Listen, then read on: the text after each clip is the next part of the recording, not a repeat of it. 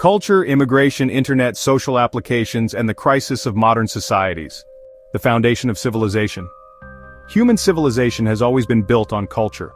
Culture is not only a collection of language, clothing, food, and customs, but also a reflection of a nation's collective psychology, values, history, and way of life.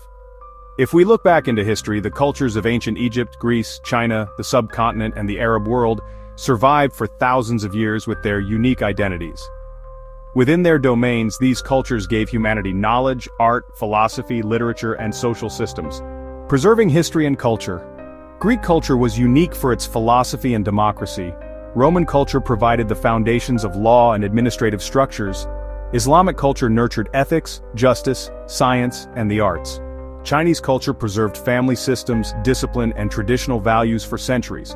These civilizations remained strong until they were protected from external influences. But when large-scale mixing began, their original forms started to decline. The modern age and immigration.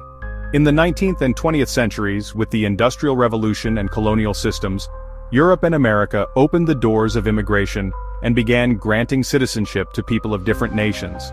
This gave rise to a new challenge.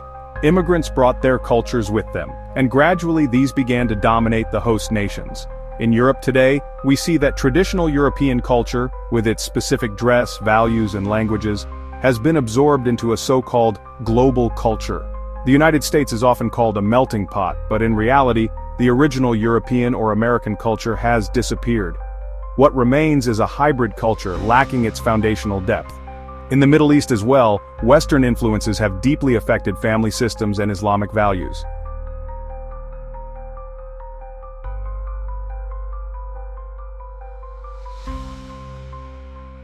Cultural destruction or evolution.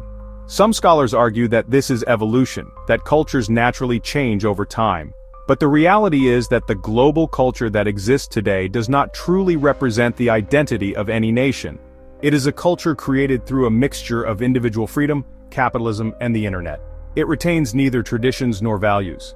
Individual freedom and the cultural crisis.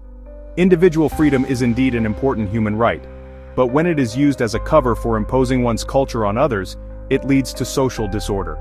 This is the reason why many societies today have lost their original forms.